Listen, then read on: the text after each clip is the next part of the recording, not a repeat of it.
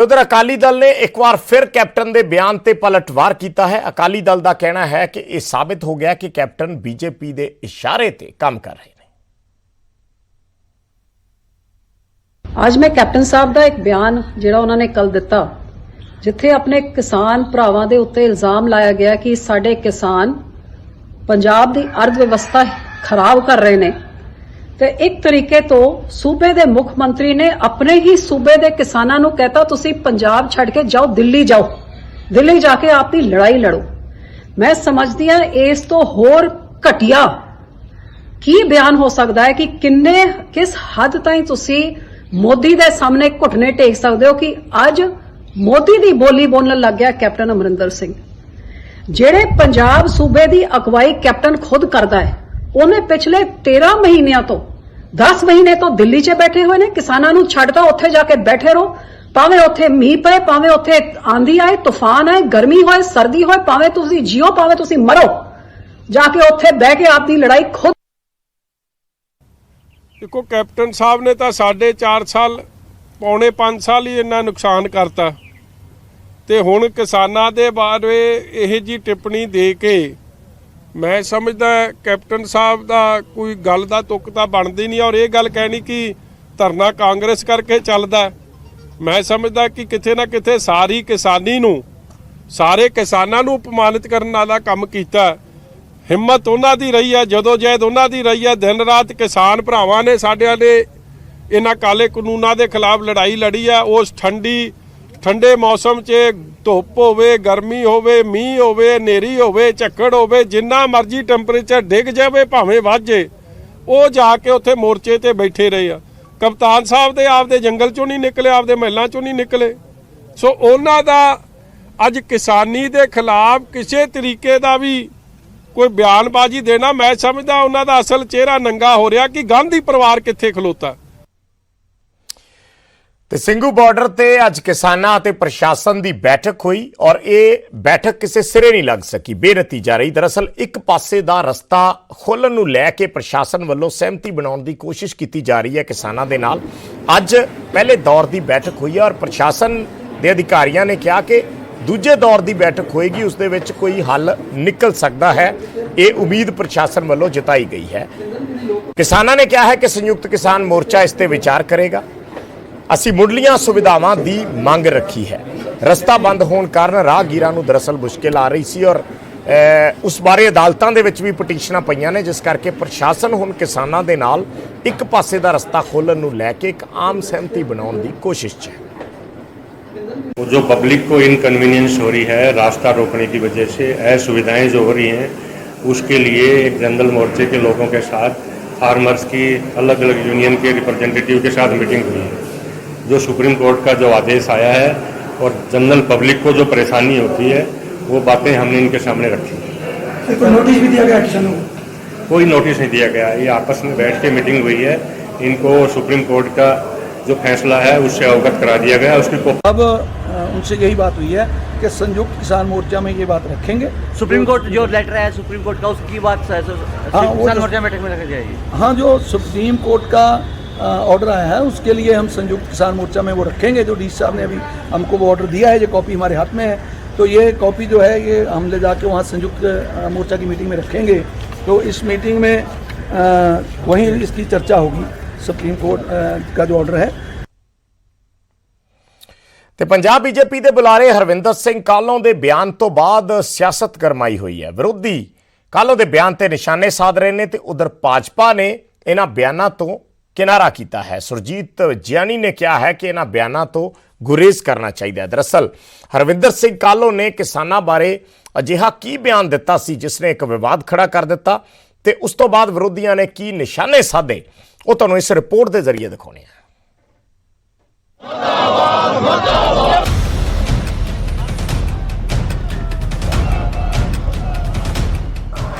पंजाब भाजपा के नव नियुक्त बुलारे हरविंदर सिंह काहलों के विगड़े बोलों से सियासत भागी है।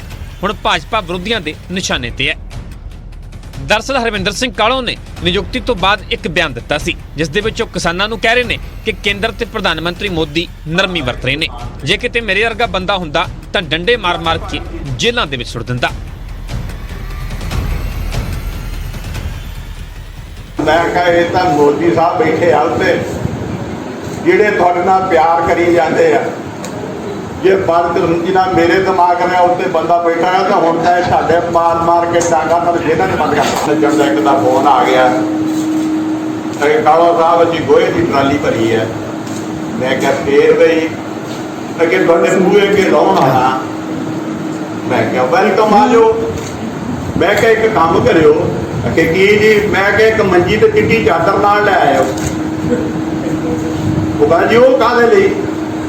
मैं क्या जिन्नी ट्राली लैके आना ना उहनूं उस मंजी ते लम्मा पै के जाना। उधर विरोधी पार्टियां ने भी इस बयान तो बाद भाजपा ते निशाने साधने शुरू कर दिते ने। कांग्रेस ने कहा कि भाजपा दे विच पागलों की गिणती वध गई है। नाल ही अकाली दल ने कहा कि भाजपा पंजाब दे विच गवर्नरी राज लगवाउणा चाहुंदी है। किसानों ਨੂੰ ਇਹ ਗੱਲ ਕਹਿ ਰਿਹਾ ਹੈ ਕਿ ਇਹਨਾਂ ਦੀ ਜਗ੍ਹਾ ਡਾਂਗਾ ਮਾਰ-ਮਾਰ ਕੇ ਜੇਲ੍ਹ ਚ ਹੋਣੀ ਚਾਹੀਦੀ ਸੀ। ਬਈ ਜੇਲ੍ਹ ਚ ਤੇ ਜਗ੍ਹਾ ਹੋਣੀ ਚਾਹੀਦੀ ਆ ਬੀਜੇਪੀ ਦੇ ਇਹੋ ਜਿਹੇ ਪਾਗਲਾਂ ਦੀ, ਜਾਂ ਇਹਨਾਂ ਨੂੰ ਪਾਗਲਖਾਨੇ ਦਾਖਲ ਕਰਾਉਣਾ ਚਾਹੀਦਾ। ਇਹ ਗੱਲ ਹਰ ਇੱਕ ਨੂੰ ਸ਼ੰਕੇ ਵੀ ਨੇ ਔਰ ਖਾਸੇ ਵੀ ਨੇ ਕਿ ਸੂਬੇ ਦੇ ਹਾਲਾਤ ਖਰਾਬ ਕਰਕੇ ਕਿਤੇ ਗਵਰਨਰੀ ਰਾਜ ਲਾਗੂ ਕਰਨ ਦੀ ਕੋਈ ਇੱਕ ਵੱਡੀ ਸਾਜ਼ਿਸ਼ ਭਾਰਤ ਸਰਕਾਰ ਦੀ ਨਾ ਹੋਵੇ। ਅਜਿਹੇ ਚ ਵਿਰੋਧ ਤੋਂ ਬਾਅਦ ਭਾਜਪਾ ਨੇ ਹਰਵਿੰਦਰ ਦੇ ਬਿਆਨਾਂ ਤੋਂ ਪੱਲਾ ਝਾੜ ਲਿਆ ਤੇ ਕਿਹਾ ਕਿ ਅਜਿਹੇ ਅੱਗ ਲਗਾਉਣ ਵਾਲੇ ਬਿਆਨਾਂ ਤੋਂ ਬਚਣਾ ਚਾਹੀਦਾ ਹੈ। ਦੇਖੋ ਇਸ ਤਰ੍ਹਾਂ ਦਾ ਬਿਆਨ ਕਦੇ ਵੀ ਨਹੀਂ ਦੇਣਾ ਚਾਹੀਦਾ। ਕਿਸਾਨ ਕੋਈ ਹੋਰ ਨਹੀਂ, ਅਸੀਂ ਕੋਈ ਹੋਰ ਨਹੀਂ, ਅਸੀਂ ਕਿਸਾਨ ਆ। ਇਹ ਦੇਸ਼ ਸਾਡਾ, ਇਹ ਸੂਬਾ ਸਾਡਾ ਹੈ ਔਰ ਇਹ ਜੇ ਬਿਆਨ ਦੇਣ ਤੋਂ ਸਾਰਿਆਂ ਨੂੰ ਗੁਰੇਜ਼ ਕਰਨਾ ਚਾਹੀਦਾ।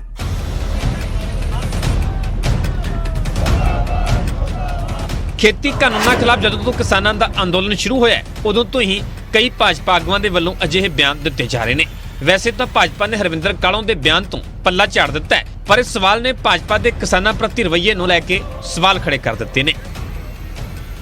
ਜਲੰਧਰ ਤੋਂ ਸੁਰਿੰਦਰ ਕੰਬੋਜ ਦੇ ਨਾਲ ਨਪਿੰਦਰ ਬਰਾੜ ਤੇ ਪੰਕਜ ਕਪਾਹੀ, ਨਿਊਜ਼ 18 ਪੰਜਾਬ।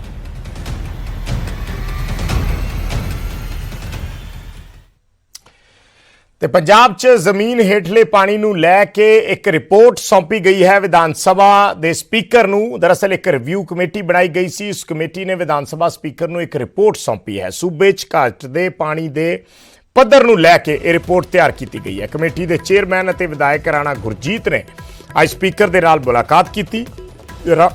ਰਾਣਾ ਗੁਰਜੀਤ ਤੋਂ ਇਲਾਵਾ ਵਿਧਾਇਕ ਰਾਜਕੁਮਾਰ ਚੱਬੇਵਾਲ, ਅਕਾਲੀ ਵਿਧਾਇਕ ਗੁਰਪ੍ਰਤਾਪ ਵਡਾਲਾ ਤੇ ਆਮ ਆਦਮੀ ਪਾਰਟੀ ਦੇ ਵਿਧਾਇਕ ਮੀਤ ਹੇਅਰ ਉਹ ਵੀ ਇਸ ਕਮੇਟੀ ਦਾ ਹਿੱਸਾ ਨੇ। ਰਾਣਾ ਗੁਰਜੀਤ ਸਿੰਘ ਨੇ ਰਿਪੋਰਟ ਸੌਂਪਣ ਤੋਂ ਬਾਅਦ ਇਸ ਦੇ ਕੁਝ ਅਹਿਮ ਤੱਥਾਂ ਬਾਰੇ ਜਾਣਕਾਰੀ ਦਿੱਤੀ। 2021 ਦੇ ਮਾਰਚ ਮਹੀਨੇ ਦੇ ਵਿੱਚ ਇਸ ਟੀਮ ਨੇ ਕੰਮ ਸ਼ੁਰੂ ਕੀਤਾ ਸੀ। ਇਜ਼ਰਾਈਲ ਦੀ ਕੰਪਨੀ ਮੈਕਰੋਟ ਪੰਜਾਬ 'ਚ ਕੰਮ ਕਰ ਰਹੀ ਹੈ। ਜ਼ਮੀਨੀ ਪਾਣੀ ਸੰਬੰਧੀ ਗੰਭੀਰ ਮਸਲੇ ਵਿਚਾਰੇ ਨੇ। उसके ऊपर उन्होंने 4 रिपोर्ट्स दे दी हैं और रिकमेंडेशंस 2 रिपोर्ट्स की और उन्होंने देनी है कि पंजाब का पानी कैसे बचाया जा सकता है। पंजाब में ज़्यादातर पानी खेती बाड़ी में इस्तेमाल होता है और हमने इस कमेटी की सबसे पहली रिकमेंडेशन ये करी है कि जो हमारा वाटर रिसोर्स मिनिस्ट्री है उसका गठन ऑलरेडी हो चुका है, बोर्ड का गठन हो चुका है। वाटर रिसोर्स मिनिस्ट्री में से ये जो हमारा बजरी खनन एक अलहदा सब्जेक्ट होना चाहिए, इस मिनिस्ट्री में नहीं होना चाहिए। और इसमें भर्ती और इसका काडर ऐसा बिल्टअप करिए जिनमें आप कल्चर अच्छा डेवलप कर सकें, जो दूर अंदेशी से आने वाली जो हमारी पानी की किल्लत की समस्या है उसको विचार भी करें और जो नीतियाँ सरकार पॉलिसी बनाए उस पर वो काम करें। ਤੇ ਦਿੱਲੀ ਤੋਂ ਖਬਰ ਹੈ, ਦਿੱਲੀ ਪੁਲਿਸ ਨੇ ਪਾਕਿਸਤਾਨੀ ਮੋਡਿਊਲ ਦਾ ਪਰਦਾਫਾਸ਼ ਕੀਤਾ ਹੈ। ਸਪੈਸ਼ਲ ਸੈੱਲ ਵੱਲੋਂ 6 ਅੱਤਵਾਦੀਆਂ ਨੂੰ ਗ੍ਰਿਫਤਾਰ ਕੀਤਾ ਗਿਆ ਹੈ। 2 ਅੱਤਵਾਦੀ ਜਿਨ੍ਹਾਂ ਚੋਂ ਪਾਕਿਸਤਾਨ ਤੋਂ ਟ੍ਰੇਨਿੰਗ ਲੈ ਚੁੱਕੇ ਨੇ। ਇਹ ਸਪੈਸ਼ਲ ਸੈੱਲ ਵੱਲੋਂ ਜਾਣਕਾਰੀ ਦਿੱਤੀ ਗਈ ਹੈ ਕਿ ਕਈ ਜਗ੍ਹਾ ਤੇ ਬੰਬ ਧਮਾਕਿਆਂ ਦੀ ਸਾਜ਼ਿਸ਼ ਰਚ ਰਹੇ ਸੀ ਇਹ ਵਿਅਕਤੀ ਔਰ ਇਹਨਾਂ ਤੋਂ ਪੁੱਛਗਿੱਛ ਦੌਰਾਨ ਹੋਰ ਵੀ ਕਈ ਵੱਡੇ ਖੁਲਾਸੇ ਹੋਣ ਦੀ ਉਮੀਦ ਹੈ। दिल्ली पुलिस के स्पेशल सेल ने एक ख़ास टीम कॉन्स्टिट्यूट करी जो डीसीपी प्रमोद खुशवाहा के सुपरविजन में थी और एसीपी हृदय भूषण और ललित जोशी के अंडर ये टीम कॉन्स्टिट्यूट की गई। इसमें एक जब ह्यूमन और टेक्निकल इनपुट्स को एनालाइज किया गया तो देखा कि ये तो कई स्टेट्स में फैला हुआ एक काफ़ी बड़ा नेटवर्क है और आज सुबह इसको ऑपरेशन को कंक्लूड करते हुए हमने सिमल्टेनियसली कई राज्यों में रेड करी। सबसे पहले एक महाराष्ट्र के रहने वाले समीर नाम के आदमी को गिरफ्तार करा है। इसको कोटा में एक ट्रेन में हमने गिरफ्तार करा। उसके बाद 2 आदमी दिल्ली में गिरफ्तार हुए और इनसे जो आगे बातचीत मिली प्लस जो हमारे पास टेक्निकल इनपुट्स थे उसके ऊपर फिर यूपी में जहां हमारे पास यूपीएटीएस का बहुत क्लोज कोऑपरेशन रहा, यूपीएटीएस के साथ मिलकर हमने 3 लोग वहां से अरेस्ट करे हैं। ਤੇ ਜਲਿਆਂਵਾਲਾ ਬਾਗ ਦੇ ਬਾਹਰ ਅੱਜ ਅੰਮ੍ਰਿਤਸਰ 'ਚ ਕਿਸਾਨਾਂ ਵੱਲੋਂ ਪ੍ਰਦਰਸ਼ਨ ਕੀਤਾ ਗਿਆ। ਦਰਅਸਲ ਕਿਰਤੀ ਕਿਸਾਨ ਯੂਨੀਅਨ ਨੇ ਇਹ ਪ੍ਰਦਰਸ਼ਨ ਉਲੀਕਿਆ ਸੀ ਬਾਗ ਦੇ ਨਵੀਨੀਕਰਨ ਦੇ ਖਿਲਾਫ। ਜਲਿਆਂਵਾਲਾ ਬਾਗ ਦੇ ਨਵੀਨੀਕਰਨ ਦੇ ਖਿਲਾਫ ਇਹ ਰੋਸ ਜਤਾਇਆ ਗਿਆ। ਸ਼ਹੀਦਾਂ ਦੇ ਪਰਿਵਾਰ ਵੀ ਇਸ ਰੋਸ ਪ੍ਰਦਰਸ਼ਨ ਦੇ ਵਿੱਚ ਸ਼ਾਮਿਲ ਹੋਏ। ਇਸ ਮੌਕੇ ਉਹਨਾਂ ਕਿਹਾ ਕਿ ਇਸ ਨਵੀਨੀਕਰਨ ਦੇ ਨਾਲ ਸ਼ਹੀਦਾਂ ਦੇ ਪਰਿਵਾਰਾਂ ਨੂੰ ਠੇਸ ਪਹੁੰਚੀ ਹੈ। ਜੋ ਬਦਲਾਵ ਕੀਤੇ ਗਏ ਨੇ ਇਸ ਨਵੀਨੀਕਰਨ ਦੇ ਨਾਮ ਤੇ ਉਸ ਨਾਲ ਸ਼ਹੀਦਾਂ ਦੇ ਪਰਿਵਾਰਾਂ ਨੂੰ ਠੇਸ ਪਹੁੰਚੀ ਹੈ ਔਰ रोस प्रदर्शन आज किरती किसान यूनियन वालों उलीकिया गया।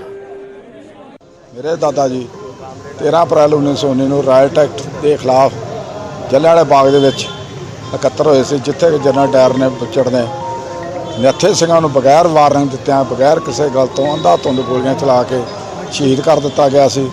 ਉਹ ਸ਼ਹੀਦੀ ਯਾਦਗਾਰ ਨੂੰ 102 ਸਾਲ ਹੋ ਚੱਲੇ ਹਨ, ਜਿਨ੍ਹਾਂ ਦੇ ਵਿੱਚੋਂ ਹੁਣ ਪਿਛਲੇ 2 ਸਾਲ ਤੋਂ 1.5 ਸਾਲ ਤੋਂ ਸਰਕਾਰ ਨੇ ਕਹਿੰਦੇ ਸੈਂਟਰ ਸਰਕਾਰ ਨੇ ਗੇਟ ਬੰਦ ਕਰਕੇ ਅੰਦਰ ਨਵੀਨੀਕਰਨ ਕੀਤਾ ਗਿਆ। ਜੋ ਅਸੀਂ ਹੁਣ ਖੁੱਲ੍ਹਣ ਤੋਂ ਬਾਅਦ ਦੇਖਿਆ ਸ਼ਹੀਦ ਪਰਿਵਾਰਾਂ ਦੇ ਸਾਰਿਆਂ ਨੇ ਆਣ ਕੇ ਦੇਖਿਆ ਜਿਹੜਾ ਕਿ ਬਿਲਕੁਲ ਹੀ ਗਲਤ ਕੰਮ ਕੀਤਾ ਗਿਆ। ਬੀਜੇਪੀ ਸਰਕਾਰ ਨੇ ਬਿਲਕੁਲ ਵਿਗਾੜ ਰਹੀ ਆ, ਉਹਦੇ ਵਿਰੋਧ ਦੇ ਵਿੱਚ ਸਾਰੀਆਂ ਸੰਸਥਾਵਾਂ ਜਥੇਬੰਦੀਆਂ ਵੱਲੋਂ। ਤੇ ਖਬਰ ਮਾਨਸਾ ਜ਼ਿਲ੍ਹੇ ਤੋਂ ਹੈ, ਜਿੱਥੇ ਮੀਂਹ ਅਤੇ ਗੁਲਾਬੀ ਸੁੰਡੀ ਦੇ ਹਮਲੇ ਕਰਕੇ ਨਰਮੇ ਦੀ ਫਸਲ ਵੱਡੀ ਗਿਣਤੀ 'ਚ ਬਰਬਾਦ ਹੋ ਰਹੀ ਹੈ। ਕਿਸਾਨਾਂ ਨੇ ਖੇਤੀਬਾੜੀ ਦਫ਼ਤਰ ਦੇ ਅੱਗੇ ਧਰਨਾ ਦੇ ਕੇ ਰੋਸ ਜਤਾਇਆ, ਪਰ ਨਰਮੇ ਦੀ ਫਸਲ ਬਾਰੇ ਹਾਲੇ ਤੱਕ ਪ੍ਰਸ਼ਾਸਨ ਨੇ ਕੋਈ ਕਦਮ ਨਹੀਂ ਚੁੱਕਿਆ।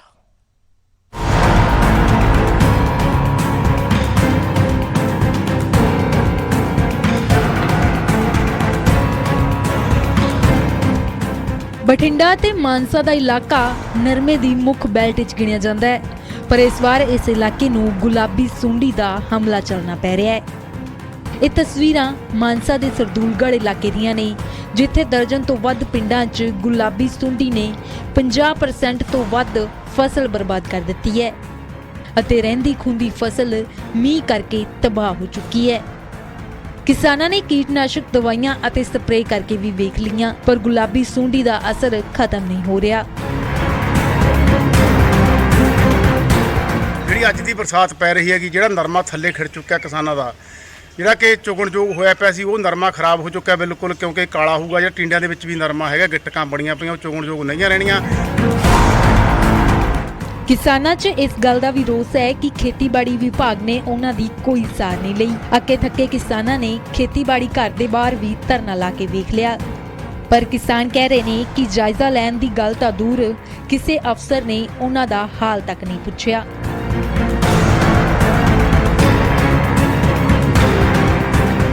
ਇਹ ਜੋ ਗੁਲਾਬੀ ਸੁੰਡੀ ਦਾ ਅਟੈਕ ਆਪਣੇ ਬਹੁਤ ਹੀ ਜ਼ਿਆਦਾ ਪਿਆ ਹੋਇਆ ਹੈਗਾ। ਅਸੀਂ ਗੁਲਾਬੀ ਸੁੰਡੀ ਦੇ ਸੰਬੰਧ ਵਿੱਚ ਮਾਨਸਾ ਵਿਖੇ ਧਰਨਾ ਵੀ ਲਾਇਆ ਸੀਗਾ ਕਿਸਾਨ ਯੂਨੀਅਨ ਏਕਤਾ ਗਰਾਹਾਂ ਵੱਲੋਂ। ਉੱਥੇ ਅਸੀਂ ਚੀਫ ਸਾਹਿਬ ਨੂੰ ਮੰਗ ਪੱਤਰ